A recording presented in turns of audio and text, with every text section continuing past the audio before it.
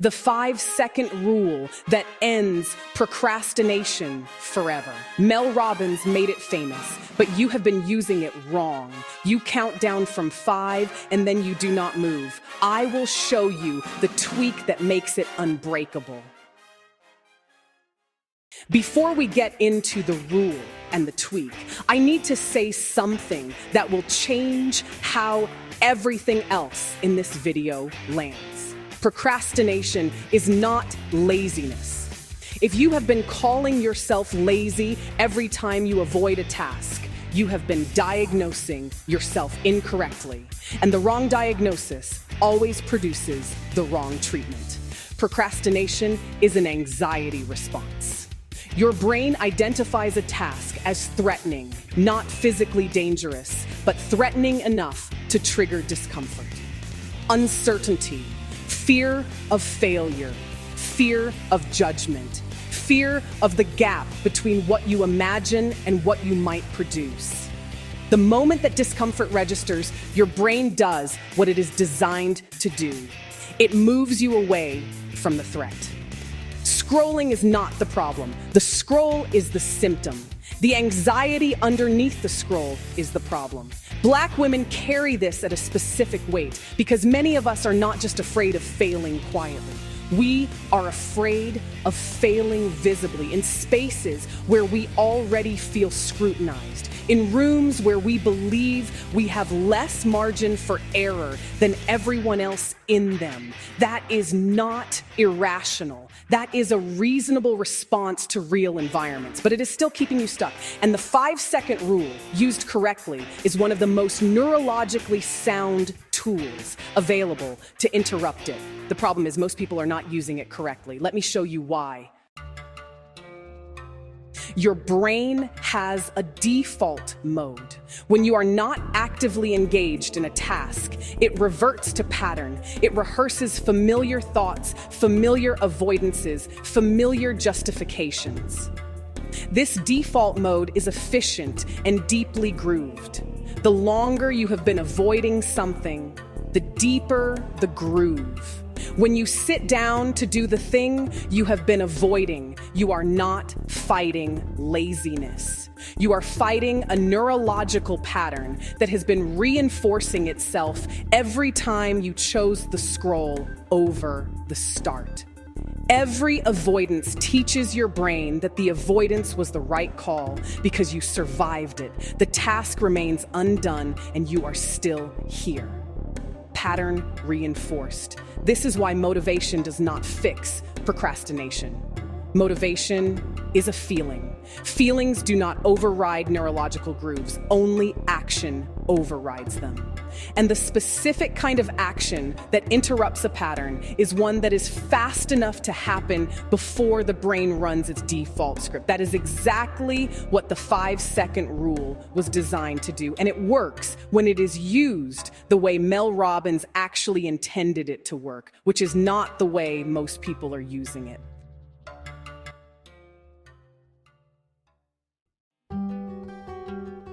Let's talk about my lazy friend, Kezia. Kezia had known about the 5-second rule for 2 years. She had watched the original talk. She had quoted it to friends. She had tried it on a Tuesday morning, felt it fail, and filed it under things that work for other people. What she was actually doing when she counted was waiting. She would reach one and scan herself for a feeling of readiness that never arrived. Then she would feel worse than before she started because now she had tried a tool and still not moved, which her brain immediately used as further evidence that she was the problem. She came to understand the distinction between counting as motivation and counting as interruption only after someone asked her one specific question. What is the exact physical thing your body does at the moment the count ends? She did not have an answer because she had never defined it. She had been counting into an open space and hoping motivation would fill it. She spent 1 week doing only this. Before each count, she named the physical gesture out loud, quietly to herself. At 1, I open the laptop. At 1, I stand up. At 1, I press send. Then she counted. Then at 1, that gesture happened. She told me the first few times felt mechanical, like she was tricking herself. And then she said something I have not forgotten. I realized I was tricking myself, but it was working. And nobody gives out prizes for suffering through resistance the hard way. The task she had been avoiding longest was registering her business. It had been sitting undone for 11 months. She had convinced herself she needed to research more, prepare more, know more before she filed the paperwork. On a Thursday, she said, at 1, I opened the registration website. She counted. At 1, she opened it. 40 minutes later, the registration was submitted. 11 months of avoidance, 40 minutes of actual work. The resistance was never about the task. It was about the gap between not starting and starting. The tweak closed the gap. Here is what most people do with the 5-second rule. They feel the resistance. They notice they are not starting. They decide to use the rule. They count 5, 4, 3, 2, 1, and then they wait. They wait for the motivation to arrive at the end of the countdown. They wait to feel ready. They wait for the resistance to lift. It does not lift, so they count again. 5, 4, 3, 2, 1, still nothing. So they conclude the rule does not work for them, put their phone down, and go back to whatever they were doing before. The rule did not fail. The application failed. Here is what Melrobbins actually identified. The countdown is not a motivational tool. It is an interruption tool. It works by giving your prefrontal cortex, the decision-making part of your brain, a narrow window of authority before your default pattern reasserts itself. The count creates a gap. What closes that gap is a physical movement that happens at the moment the count ends. Not a mental commitment, not a feeling of readiness, a physical movement. And that is the tweak. The rule, as most people use it, count and then wait to feel ready to move. The rule as it actually works, count and move your body at the same moment the count ends, regardless of how you feel. The movement does not have to be the full task. It has to be a physical initiation of the task. You stand up, you open the document, you pick up the pen, you press record, you dial the number. One physical gesture that crosses the threshold from not doing to doing. Your brain cannot maintain the anxiety pattern and process a new physical action simultaneously.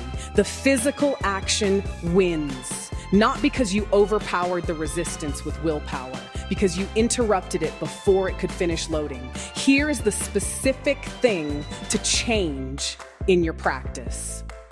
Before you count, define the physical action that happens at 1, not the task, the first physical gesture of the task. If you are avoiding the email, the gesture is opening the email window. If you are avoiding the workout, the gesture is standing up and walking to where your shoes are. If you are avoiding the difficult conversation, the gesture is picking up your phone. Then you count. And at 1, that specific gesture happens. Not because you feel like it, because you already decided it would before the resistance had a vote. That is it. That is the tweak. It sounds minor, it is not. The missing piece between knowing the rule and using the rule has always been the specificity of the physical commitment made before the count begins. You now have the rule and the tweak. So let me make the only demand this video is going to make of you. Before you close this, identify the one thing you have been not starting. Name the physical gesture your body makes at the moment the count ends. Then count 5, 4, 3, 2, 1. Move. Subscribe to Shine My Crown. Every day we have this conversation, the kind that gives you something real and then asks you to use it. Subscribe. Every day we have this conversation.